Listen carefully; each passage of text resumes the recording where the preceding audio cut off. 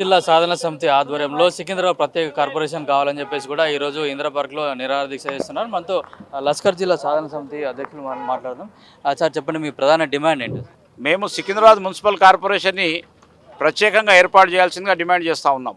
ఎందుకని అట్లా? ఇప్పటికే ఒక మున్సిపల్ కార్పొరేషన్ ఉంది, దాన్ని కూడా ఇప్పుడు డివిజన్లు కూడా మార్చడానికి, జిహెచ్ఎంసీని డివిజన్లు కూడా మార్చడానికి కూడా ప్రభుత్వం ప్రయత్నిస్తుంది. అంటే పరిపాలనా సౌలభ్యం కోసం ఎప్పుడైతే జిల్లాలు ఏర్పడ్డాయో, ఒక కాన్స్టిట్యున్సీ 2 కాన్స్టిట్యున్సీలు కూడా జిల్లాలు ఏర్పడ్డాయి. ఈ తరుణంలో హైదరాబాద్లో 15 అసెంబ్లీ నియోజకవర్గాలు కలిపి ఒక జిల్లా ఉంది. ఇప్పుడు ఈ జిల్లాలో పరిపాలన సరిగా జరగట్లేదు. మా దగ్గర వస్తులైన నిధులన్నీ కూడా వేరే ప్రాంతానికి మరలిపోయి హైటెక్ సిటీ, కొండాపూర్, మాదాపూర్ ఇవే డెవలప్ అవుతున్నాయి తప్ప సికింద్రాబాద్ ప్రాంతం పూర్తిగా అభివృద్ధికి దూరం అయిపోయింది. సో కాబట్టి మేము జిల్లా చేయమని కొట్లాడుతూ ఉన్నాం ప్రభుత్వం ద్వారా. సో ఈ మధ్యలో ఇప్పుడు 150 డివిజన్లని 300 చేయడం, దానివల్ల హైదరాబాదు విస్తరించిపోయింది. భారతదేశంలోని ఎక్కడ లేని విధంగా హైదరాబాద్ ఒకటే అంత పెద్ద నగరం ఉంది. 2600 చదరపు కిలోమీటర్ల నగరంగా విస్తరించిందని చెప్పి ప్రభుత్వం గొప్పలు చెప్తుంది. కానీ ఇప్పుడున్న 150 డివిజన్లని మేనేజ్ చేయడం ఈ ప్రభుత్వానికి కానీ ఇప్పుడున్న కమిషనర్ కానీ చేత కావట్లేదు. కేవలం అక్కడ పారిశుద్ధ్య సిబ్బంది లేరు, అభివృద్ధి కార్యక్రమాలు చేయడానికి నిధులు లేవు, కాంట్రాక్టర్లు అంతా మేము పనిచేయమని చెప్పి చేతులెత్తేసి వెళ్ళిపోయిన విషయం మీకు అందరికీ తెలిసిందే. మీరు కూడా పత్రికా మాధ్యమాల ద్వారా చూస్తూ ఉన్నారు.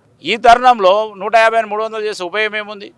సో మా డిమాండ్ ఏంటంటే, మా సికింద్రాబాద్ ప్రాంతానికి సంబంధించి పార్లమెంటుకి ఏదైతే ఉందో సపరేట్గా ప్రత్యేక కార్పొరేషన్ ఏర్పాటు చేసి మా నిధులు మాకే రావాలి, మా నిధులు మా దగ్గరే అభివృద్ధి కావాలని మా యొక్క ప్రధాన డిమాండ్. జిల్లా కావాలని కోరుకుంటున్నారు. గతంలో కూడా కేసీఆర్ ప్రభుత్వం ఉన్నప్పుడు 33 జిల్లాలు కూడా చేశారు. అప్పుడు మీకు ఎందుకు ప్రాధాన్యత ఇవ్వలేదు? అప్పుడు కూడా ప్రాధాన్యత అప్పుడున్న ప్రజాప్రతినిధులు కొట్లాడారు, దాని మీద పోరాటం చేశారు, కానీ ప్రభుత్వం అప్పుడు ఇవ్వలేదు. సో ఇప్పుడు ప్రభుత్వం, ఇప్పుడున్న ఎమ్మెల్యేలందరూ కూడా మళ్ళీ ముఖ్యమంత్రి, ఇప్పుడున్న ప్రభుత్వానికి ముఖ్యమంత్రి గారికి లేఖలు రాశారు. కాబట్టి ఒకప్పుడు ఒకటి జరగకపోయి ఉండొచ్చు, అంత మాత్రం దాన్ని వదిలేయాలని లేదు కదా. మా పోరాటం వల్ల జిల్లా సాధించే వరకు మేము పోరాటాస్తాం. ఇప్పుడు జరుగుతున్న పరిణామంలో కార్పొరేషన్ కావాలని చెప్పి డిమాండ్ చేస్తూ ఉన్నాం.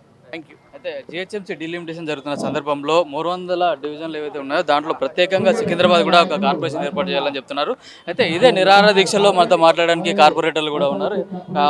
హేమ కార్పొరేటర్ ఉన్నా, ఆమె తెలుస్తుంది. మేడం చెప్పండి, ఇప్పుడు మీరు ప్రత్యేక కార్పొరేషన్ కావాలనుకోండి, జిహెచ్ఎంసీ డీలిమిటేషన్లో కూడా వాళ్ళు 2-3 కార్పొరేషన్ చేయాలనుకుంటారు. అయితే మీకు సికింద్రాబాద్ కార్పొరేషన్ వచ్చే అవకాశం ఉందనుకుంటున్నారు? మేము మా పోరాటం అయితే మేము చేస్తున్నాం. ఖచ్చితంగా కావాలనే డిమాండ్తోని మేము కూడా ఇవన్నీ కార్యక్రమాలు చేపట్టడం జరిగింది. గత 2 ఏళ్ల నుంచి పవన్ గారి ఆధ్వర్యంలో ఏదైతే జిల్లాని, లష్కర్ జిల్లాని ఏర్పాటు చేశారో దాంట్లో ఒక మంచి ఉద్దేశంతో వారు ఏర్పాటు చేశారు. సికింద్రాబాద్ ప్రాంతం ఏదైతే ఉందో గతంలో ఎన్నో దానికి చరిత్ర ఉంది. సో దాన్ని నెగ్లెక్ట్ చేయొద్దు, డెవలప్మెంట్ కావాలి అంటే ఏదైనా కూడా ఓల్డ్ సిటీ టైప్ అంటారు కదా. సో ఓల్డ్ సికింద్రాబాద్ అనే పేరు ఉంది. సో దీన్ని నెగ్లెక్ట్ చేయదు. ఇప్పుడు ఎట్లాగైతే కార్పొరేషన్లు చేస్తున్నారో, ఎట్లాగైతే మున్సిపాలిటీలను కలుపుతున్నారో, ఈవెన్ రేవంత్ రెడ్డి గారు అన్నారు 3-4 కార్పొరేషన్లు చేస్తామని. దాంట్లో భాగంగానే సికింద్రాబాద్ ఒక సపరేట్ కార్పొరేషన్ చేసి మా డెవలప్మెంట్ని కూడా ఎక్కడ కూడా నెగ్లెక్ట్ చేయకుండా దీన్ని అభివృద్ధి చేయాలని చెప్పే ఇంటెన్షన్ తోటి ఈరోజు వారు చేపట్టిన కార్యక్రమానికి మా సికింద్రాబాద్ నుంచి మేము కూడా మద్దతు తెలపడం జరిగింది. డెఫినెట్గా ఈ డిమాండ్కి ప్రభుత్వం అంగీకరించాలని చెప్పేసి మేము కూడా కోరుకుంటున్నాము. దీంట్లో ఎవరి స్వార్థం లేదు. ప్రతి ఒక్కరిది కూడా ప్రజల ఏదైతే డెవలప్మెంట్ దాన్ని ముందుకు తీసుకెళ్లిన విధంగానే వీళ్ళు కూడా ఏదైతే చర్యలు తీసుకున్నారో దాన్ని సంపూర్ణ మద్దతు తెలుపుతూ ప్రజలు కూడా వీరికి మద్దతు తెలపాలని చెప్పేసి విజ్ఞప్తి చేస్తున్నాం. డీలిమిటేషన్లో భాగంగా సరైన ప్రణాళికాబద్ధంగా జరగట్లేదని చెప్పేసి కూడా బీఆర్ఎస్ కూడా కంప్లైంట్లు ఇచ్చింది. దీనిపైన ఏమంటారు సార్? డెఫినెట్గా అండి, ఇప్పుడు వీళ్ళు డీలిమిటేషన్ అని అన్నారు, మరి ఏ రకంగా చేస్తున్నారు ఏంటి అనేది అధికారులకి ఐడియా లేకపోతే మేము ప్రజలకు ఏం చెప్పగలుగుతాం? ఇప్పుడు డీలిమిటేషన్ అనేది మంచి కార్యక్రమం, ఎందుకు చేస్తున్నారు? డెవలప్మెంట్ని ఎక్స్పాన్షన్ చేయాలి అని అంటున్నారు. అసలు ఉన్న అంటే ఆల్రెడీ ఎగ్జిస్టింగ్ ఉన్న డివిజన్లోనే డెవలప్మెంట్ చేయట్లేదు, దాన్నే నెగ్లెక్ట్ చేస్తున్నారు. నిధులు లేవు అంటున్నారు. మరి ఉన్నదానికి అడ్మినిస్ట్రేషన్ని మెయింటైన్ చేయడం చేతగాక మళ్ళీ శివారు ప్రాంతాలను ఇక్కడ కలుపుతానంటే ఏ రకంగా చేస్తారు? ముఖ్యమంత్రి గారు ఇంత పెద్ద నిర్ణయం తీసుకున్నప్పుడు డెఫినెట్గా ప్రజలకి సమాధానం చెప్పాలి. వాళ్ళకు ప్రెస్ మీట్ పెట్టి దీన్ని ఎందుకు తీసుకుంటున్నారు, దీని కార్యక్రమం ఏంటి, దీనివల్ల ప్రజలకు ఏం ఉపయోగపడుతుంది ఏంటిది అనేది క్లియర్గా ఎక్స్ప్లెయిన్ చేసిన తర్వాత ఇలాంటివి చేపడితే ప్రజలకు కూడా అర్థమవుతుంది, ప్రజలకు కూడా అవేర్నెస్ వస్తుంది. కానీ ఏకపక్ష నిర్ణయాలు తీసుకొని వాళ్ళ లబ్ధి కోసమే చేయాలనే ఆలోచన ఉంటే ఖచ్చితంగా ఇది సక్సెస్ కాదు. ప్రజలని దృష్టిలో పెట్టుకొని ప్రజాప్రతినిధుల కన్సర్న్ తీసుకొని వారి అబ్జెక్షన్స్ ఏమున్నాయి, వాళ్ళ సజెషన్స్ ఏమున్నాయి తీసుకొని కన్సిడర్ చేసిన తర్వాతనే ఈ కార్పొరేషన్లు కలపాలి. అదేవిధంగా ఓటర్లని దృష్టిలో పెట్టుకోవాలి. అంటే పాపులేషన్ వైజ్ కూడా తీసుకుంటే ఒకరికి ఎక్కువ తక్కువ కాకుండా, గతంలో కూడా అదే జరిగింది.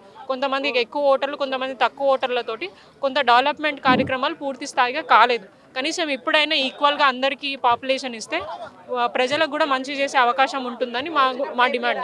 అంటే మేయర్ మొన్న కౌన్సిల్లో చెప్పింది, నాకు కూడా డీనోటిఫికేషన్ ఏదైతుందో దాని సంగతి కూడా నాకు తెలియదు అని చెప్తుంది. ఒక మేయర్ స్థాయిలో ఉన్న వ్యక్తికి తెలియనప్పుడు గవర్నమెంట్ ఎట్లా చేస్తుంది అనుకుంటున్నారు? మేయర్ గారే పవర్లో ఉండాలి, నాకు ప్రతి ఒక్క అంశం తెలవాలి, తెలియకుండా పోవద్దనే ఇంటెన్షన్ తోటే వాళ్ళు గత బీఆర్ఎస్లో ఉన్నారు, తర్వాత ఇప్పుడు కాంగ్రెస్లోకి చేరు.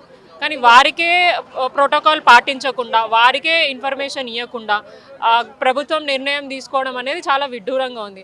అండ్ మోరోవర్ మొన్న జరిగిన కౌన్సిల్లో మేయర్ గారేమో తెలియదు అంటారు, డిప్యూటీ మేయర్ గారేమో కొద్దో గొప్ప మాకు అవగాహన ఉంది అని అంటారు. అంటే ఇమీడియట్గా మాట మారుస్తున్నారు.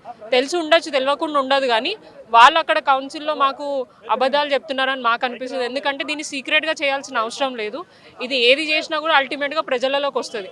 ప్రజలు దీన్ని గమనిస్తున్నారు. సో దీన్ని దృష్టిలో పెట్టుకొని వారు కూడా ప్రభుత్వంలో ఉన్నారు, వారికి కూడా ఇబ్బందే. వారి డివిజన్లో కూడా ఎన్బిటి నగర్ ఉంటుంది, అది చాలా ముఖ్యమైన డివిజన్ ఏరియా వారికి.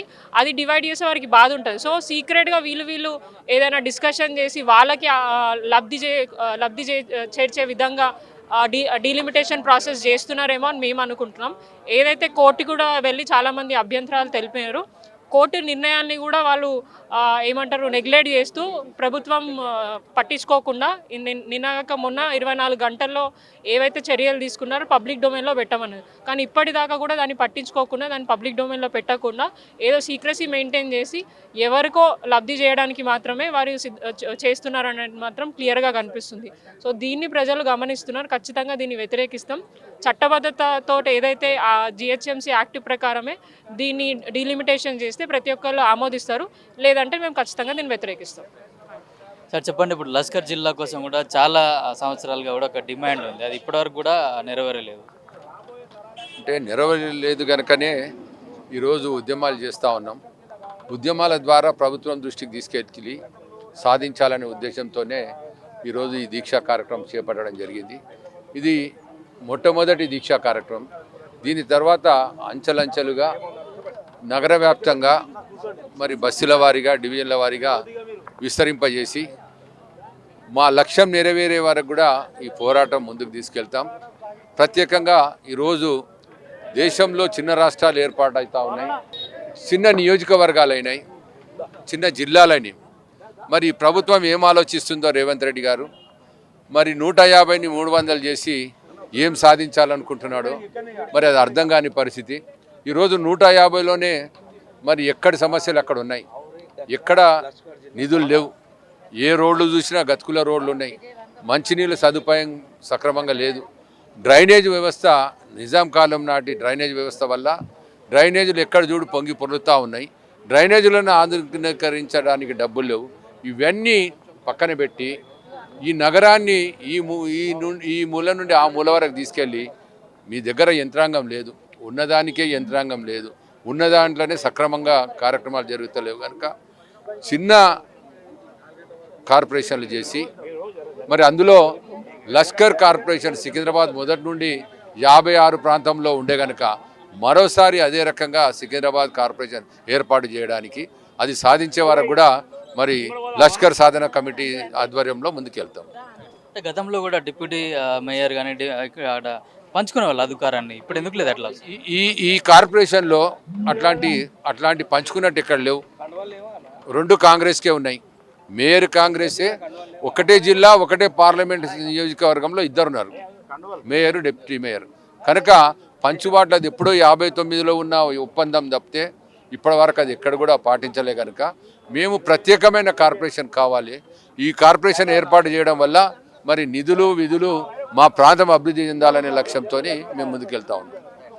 అయితే ఇప్పుడు డీలిమిటేషన్ ప్రక్రియ ఏదైతే జరుగుతుందో జిహెచ్ఎంసీ ఆధ్వర్యంలో, దాంట్లో భాగంగానే ఇప్పుడు సికింద్రాబాద్ను కూడా ఒక కార్పొరేషన్ కూడా చేయాలని చెప్పేసి డిమాండ్ చేస్తున్నారు. అట్లాగే అయితే ఎప్పుడైతే సికింద్రాబాద్ కార్పొరేషన్ ఏర్పడుతుందో అప్పుడు మా నిధులు అన్నీ కూడా సికింద్రాబాద్ ప్రాంతానికి ఉపయోగమవుతాయి, సికింద్రాబాద్ కూడా డెవలప్ అవుతుంది. అట్లాగే జిల్లా కూడా సికింద్రాబాద్ లష్కర్ జిల్లా కూడా ఎప్పటి నుంచో డిమాండ్ ఉంది. లష్కర్ జిల్లాను కూడా ఏర్పాటు చేయాలని చెప్పేసి ఇక్కడ ఒక రోజు నిరాహార దీక్ష చేస్తున్నామని చెప్పేసి లష్కర్ జిల్లా సాధన సమితి నాయకులు చెప్తున్నారు. కెమెరామెన్ తరుణ్తో కిరణ్ కుమార్, పల్లవి టీవీ, ఇంద్రపార్క్, హైదరాబాద్.